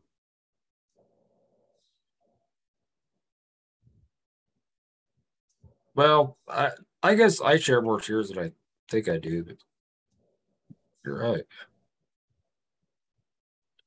Man, I'm going to think about what I do to cope. For real.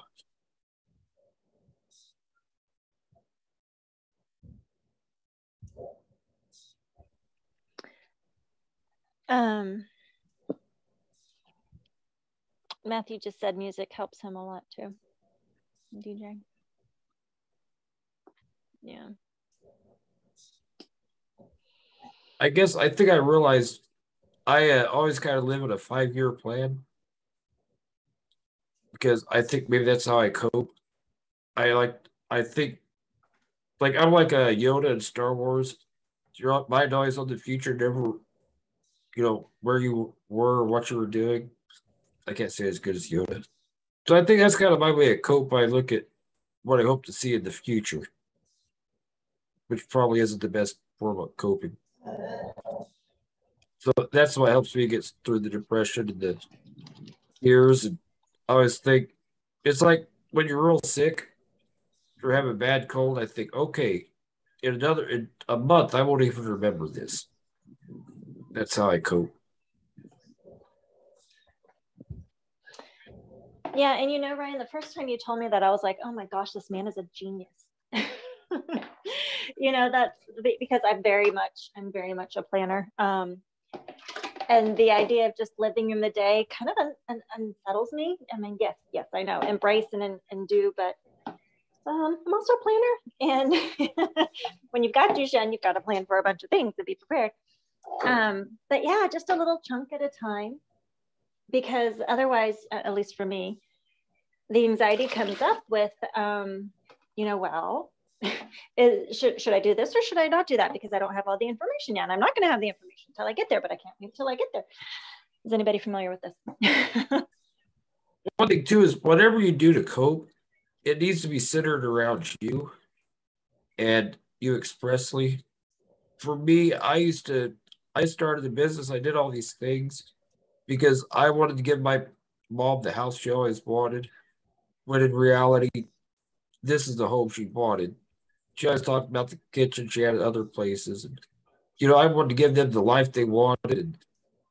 When they passed away last year, that was what really devastated me the most is all these things. I was going to do this for them and this for them. And it just was like, I failed my parents. I failed everybody. And that's why you need to be sure that whatever you do is for you. And the last thing my mom told me was that this is my time that I need to not, you know, I need to think about myself and take care of myself because I did that for them. So make sure you're taking, somebody made me a sign that's very hard for me to accept. It says, what if you, I can't remember, it says something about that. But what if you made this year about loving yourself? Which is so hard to me because I'm like, I'm supposed to love everybody else, not. But so to cope, love yourself and yeah, make sure what you do is around you.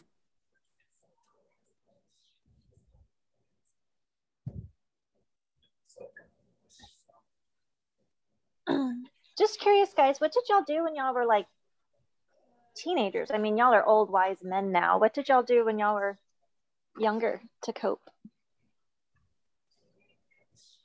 Well, these guys are type. I'll just say in high school, a lot of the girls, you know, they all think they're very mature. They all thought I was very immature because I made jokes all the time. And, you know, like, oh, you're just always making jokes. You're just, it's like, you know, they didn't know that if you had to deal with what I had to deal with on a daily basis, you'd go crazy. So I think a lot of us, we get good senses of humor. Otherwise, you go crazy. Or, And that's true. You really do. And that's a coping mechanism. That's how I cope anyway. I drive people insane.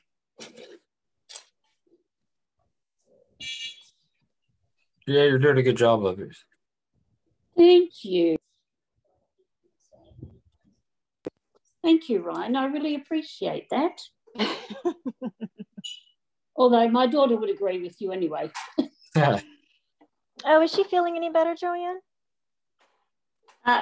Still very exhausted, but she's back doing her prac and working at the same time. 6 weeks to go. You just answered me.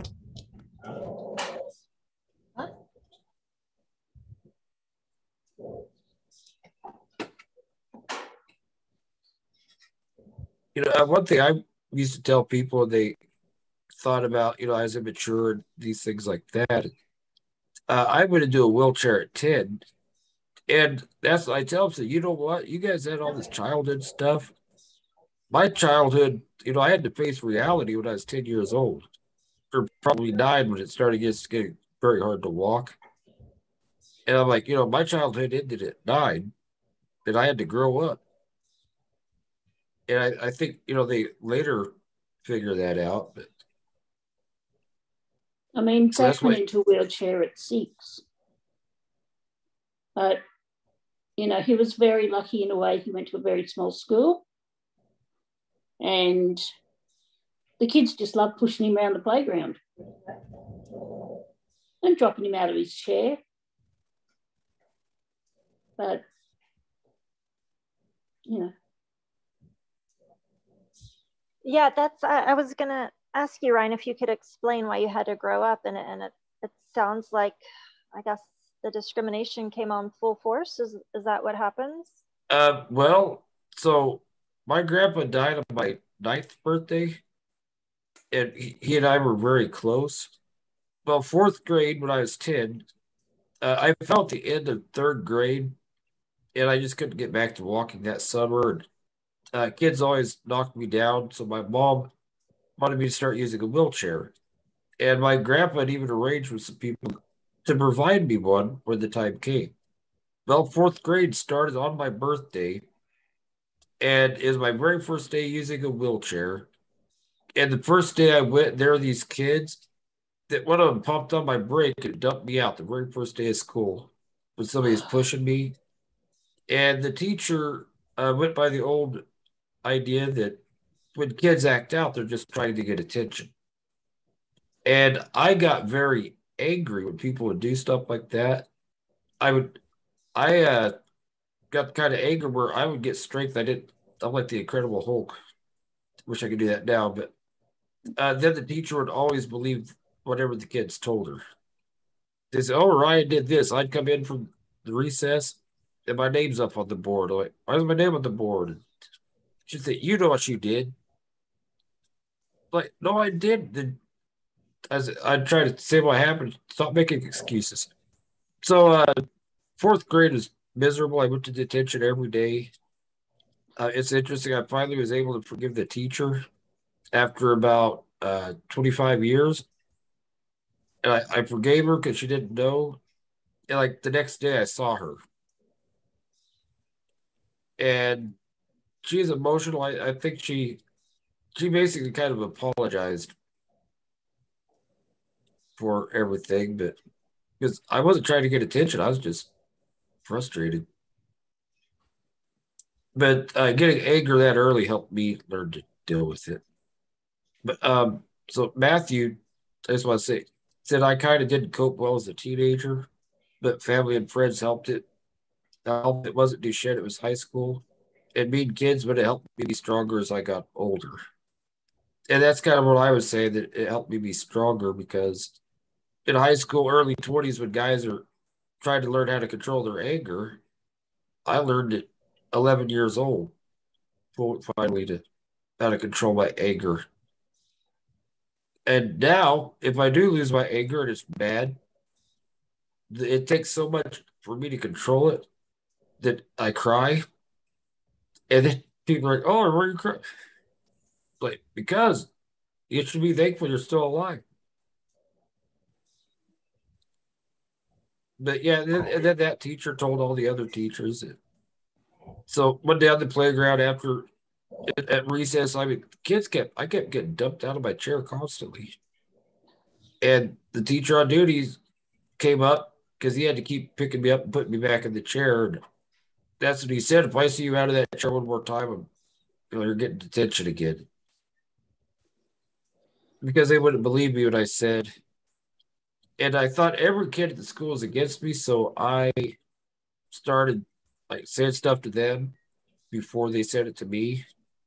And essentially I kind of became a bully because it's like, I got to get you before you get me. And finally, that one teacher did a great thing for me.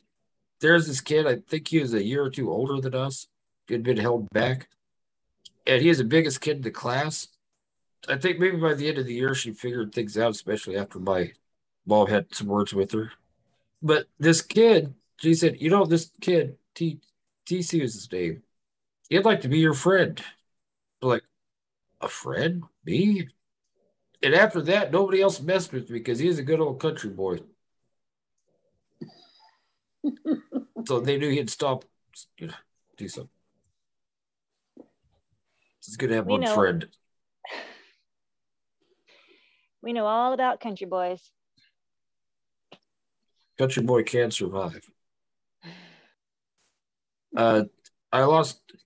Then years later, that same boy, I lost touch with him. He just happened to be there a few months there at the end of that year. And he got, when he was 16, he died in an accident. So you never know what kind of. But for me, that kid, I believe there's an afterlife. When I get there, I'm going to be like, thank you. Mm. So DJ says I wasn't very good at coping as a teen. Things would just overwhelm me and I would just lash out. The one thing that I would try to do is just go outside and sit by myself and breathe. The typical teenager, I suppose. Sorry, fireworks at the deer eating the garden? Is there a deer eating your garden? Yes.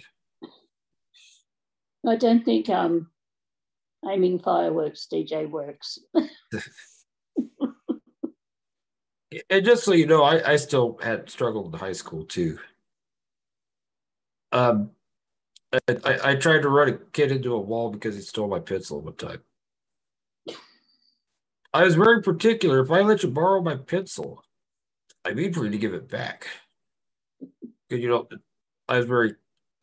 Anyway, I cried after that because I just was so angry. And one day, I'm a very patriotic person, especially in school.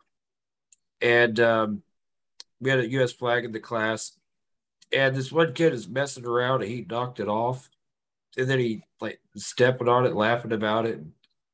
To me, that represents those who have fought, lost their lives fighting for their country. And I said something like that. I yelled, and then I told the teacher, "I'm sorry, but I got to go." And I went out in the hall, and I stayed out there because, and he came out like, "Oh, I'm sorry, what's wrong?" And I told him how I felt that represented those that have fought for freedom and to help other people, World War II, and all these things. He was always a goof off. And years later, I always felt guilty about losing my temper with him. I felt like I could have handled that so much better. About 15 years after high school, I get a message from him one day after he served like 8 or 12 years in the military, been in a couple of wars. He told me that thing I did changed his life. That it made him grow up. It turned him around. And so sometimes it's okay to lose your anger. Mm. Yeah, I mean, Matthew. I noticed my son struggled at school, at high school, but they had it was a home base where kids with physical disabilities could go, but all the other kids would go out at recess or lunch. But my son would always stay inside. And he always said to me, "I don't have any friends." And that really worried me that, he was at high school and he didn't have any friends.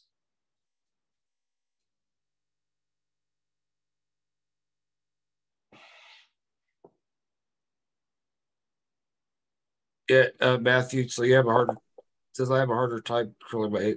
I guess you'd say that to me, but yeah, you don't lash out as much as you did. There's actually times I think I control myself too much, and I can be too nice. So sometimes you do need to let it out. It's good that whatever emotions you have, it's good to let them out. You have emotions for a reason.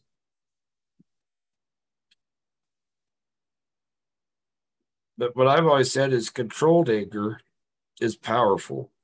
Uncontrolled anger is foolishness. If you control your anger, you can do a lot with that. Agreed completely. And I've just so my son's preteen. He's he's inching closer every single day, and I just think about, God, how hard that's got to be for our teens to deal with, particularly as puberty hits and hormones raging, and just even if you didn't have a huge thing like Duchenne on your plate, just learning how to control your anger, period, as a man or as a male, and then having Duchenne on top of it. Oh gosh. And then I just think about the battle that our kids with Duchenne have against with authority figures who don't understand. I should also add, in fourth grade I started puberty too. Oh gosh. That Ted. So Oh, but you're such a gentle lamb now, Ryan. well, just don't get me riled up. My mom always, she was very old school. You know, believe like the teacher's right, respect the teacher. I'd tell her stuff going on, and she'd say, "Oh, well, you know," try to talk me through it. And she didn't think the teacher could be like that. One day, she has a mother that stayed and helped in the classroom. She said she saw me lose my anger, my temper. And I don't remember this. She said I was just a completely different person. I was just completely out of control. So she kind of thought, you know, she knew it was because of the wheelchair. But one day, the teacher told me something about I could lie at home, but I can't lie at school or something. And finally, my mom realized, oh, wait, this teacher's got problems. She told the principal that teacher's not mature enough for fourth grade. Well, after fourth that year, she taught second after that. And then you can have the other teachers to the extreme. My son had a few teachers that felt sorry for him. And that really doesn't help, especially my child, because he would use that against the teachers. Oh, I can't write anymore. You know, oh, my arm hurts. Oh, I'm so tired. I need to just have a nap. Actually, very manipulative. Wow. Well, my fourth grade teacher did another great thing. Along with, like a lot of times I couldn't go out at recess, so I had to write essays or so many words. I had to do that in detention. But eighth grade of high school, you know, these kids are like, oh, I can't write anymore. I'm like, you whips. It's only 4 pages. I can do that. So see, that which does not kill you makes you stronger. That is true. Now, the biggest help for me is my fifth grade teacher had polio as a child. Well, I guess he still had polio. And, his main lasting effect is he had one arm that never grew, as far as we could see. But he was great for me because he understood disability and how kids would treat you. And what he did was said, all right, he said, I don't care what happened before. I don't care what your teacher said. With me, you get a clean slate. You start over with me. And I judge you by what I see. I'm sure that he read every single file and kind of had an idea of what to expect, but he still gave you that chance. As great sixth grade teachers, I had a crush on both of them. They're very nice ladies. I got to hang out with them. We went to like the lake one time. I got to go to canoe with them. They were in their swimsuits. We went to like a water park, and they both were with me. And I'm like, dang it. You know, I was that 12-year-old embarrassed kid. They were both holding on to me in their swimsuits all I had. And I like keep my arms like in as close to my body as I can. I'm like, dang it. You know, if a hand had accidentally slipped or something, nobody would have even thought. But like, dang it. But anyway, they're really nice to help. It's just a missed opportunity, you know. Like, oh, I don't know how my hand got there. I'm sorry. I don't know why I'm holding you. I'm hugging you. I don't know. Yeah. But yeah, DJ. DJ said most of my teachers. Ryan. What's that? We're learning a lot about Ryan, Lindy, aren't we? Well, I had a lot of control as a man. 12-year-old. So DJ, most of my teachers treated me like every other kid. That I always appreciated that. I had to put my nose against the chalkboard in the circle when I did something wrong too.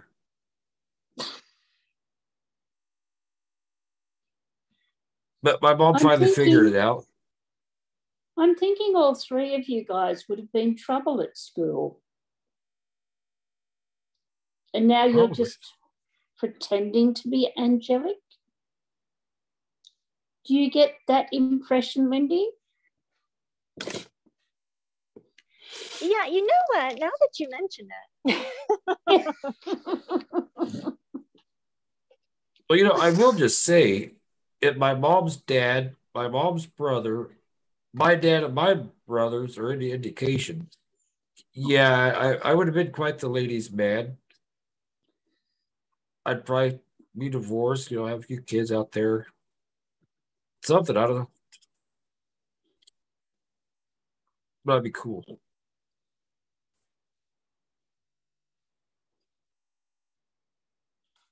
Like I'd have to make 100,000 a month just to pay all the child support. You know, just, Oh dear. that's right. You never know what you're going to get. Well, see, it's because I have this degree, so I got to make sure people know, like, I'm a real person. I am a real boy. Like Pinocchio over here. One with a great sense of humour. And we really appreciate it. Well, look at my nose. You can tell I don't lie that much. Is that why the Oh, thing is holding it? it actually it girls to the side. One side is just okay. has nose stuck up. I do have to say something, by the way. So I took my headset off just as Matthew, is that your mom that came on earlier and talk right there? But all this time I'm like, man, I hope that's Matthew's sister or something. I've seen her before. I thought she was your sister. I'm like, oh, Matthew, you're going to have to watch this one with your mother. yeah, I know now. But in all fairness, my mom was 42 when I was born. My sister is 21, so most people I see, I'm like, I have a weird idea, like parent sibling age gaps and stuff. There is absolutely nothing wrong with being 42, Ryan. Absolutely Well, nothing. I know that. But you ready to have a baby at 42? Another? Oh, I had a baby at almost 40, a couple of months before. You're just a glutton Hi, for Matthew's mom. punishment.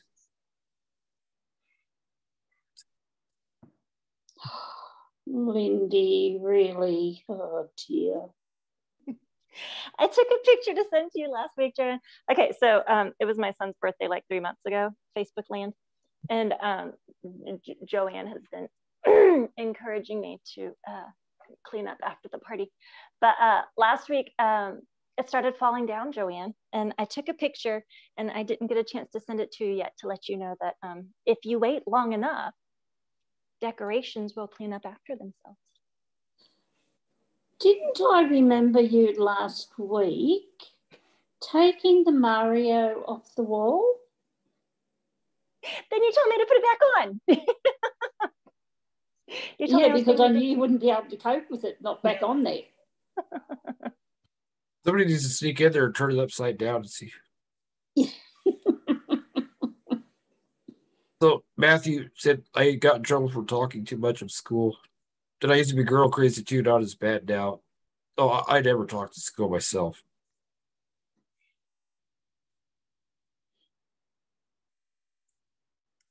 I'm kidding. I got in trouble for that after. Because I talked, they heard me. Yeah, I was girl crazy at school though. Too. I think maybe we try to kind of overcompensate a little bit sometimes with our liking girls.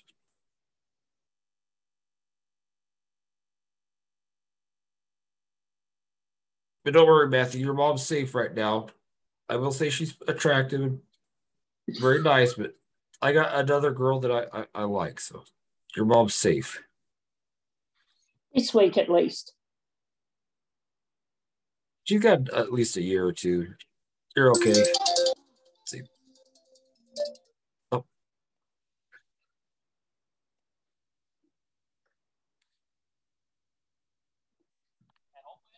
Well, guys, I think we should wrap this up in about 5 minutes. Does anybody have some parting thoughts? Parting thoughts? Did I say that right? Parting thoughts? or Okay, Matthew, I'm sorry.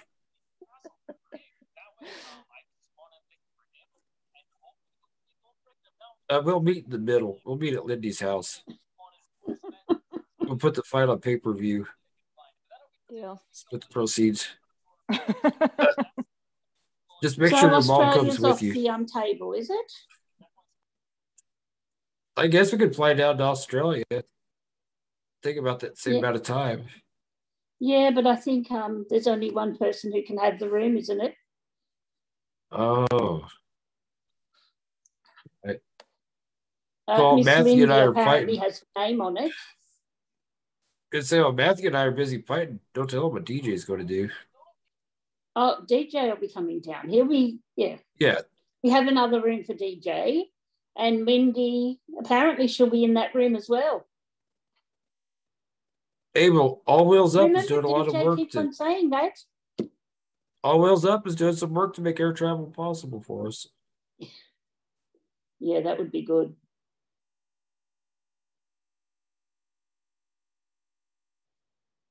Okay, guys, well, I'm going to head out. And it was fantastic talking to you all this week. Most definitely. And I shall see you all again next week. All right, thank you. One And parting hopefully thought. it's warmer here. I or hope so. at least send some heat over from the States for me, please. And if anything, you should learn, make it so you can mute me when you need to.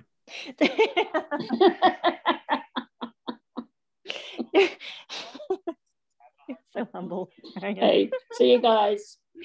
Bye, Joanne. So yeah, let's see. DJ, Matthew, if y'all have any last things to say, just kind of raise your hand in the chat or whatever. But if anybody wants to join our crazy Tuesday night group, y'all are welcome to every Tuesday. And again, this wasn't a plug to recruit new people. It was just letting you know that there are people out here. Oh, great. Matthew, are you gonna make me do that impersonation? Come on, Lydia, you got to do it. Oh, my kid's gonna laugh at me. Okay, DJ. It's me, Mario. Was it good? What I got some smiles. Okay, maybe here, do I need to do it too now? Brian's turn. Okay. It's a me, a Mario. Oh, see, that was better. Yeah. It's a me, a Mario. Yeah. Thank you. Mario's hard though. Yeah, I'm gonna say that Matthew's compliment was to me and not you, Ryan. It was on me. But can we have the expert say it's a me, Mario, for us? Your resident expert at your house, Lindy? Oh, I think there is. Let me see. Do you want to say it's a me, Mario? Do you want to one up me? It's me, Mario. Ooh, did y'all hear that? Oh, wow. Did you hear it? I bow to that. That's I'm out there. Mario. Yeah. Wow. Yeah, it's good stuff. It's good to be 11. Man, 35 years, I can't even match that. Well, guys, on that note, I am going to wrap up stretches here and we're going to stop our live stream. But we'll do this again next month. We'll be doing this once a month. And if anybody wants to visit us in between, y'all are more than welcome to. Thank you, DJ and Ryan and Matthew for hanging out with us tonight. And y'all are wonderful. Oh, and join us on Thursday for the Dushan Life. Ah. Yeah, thank you. We'll be there. See you then. Bye. Bye.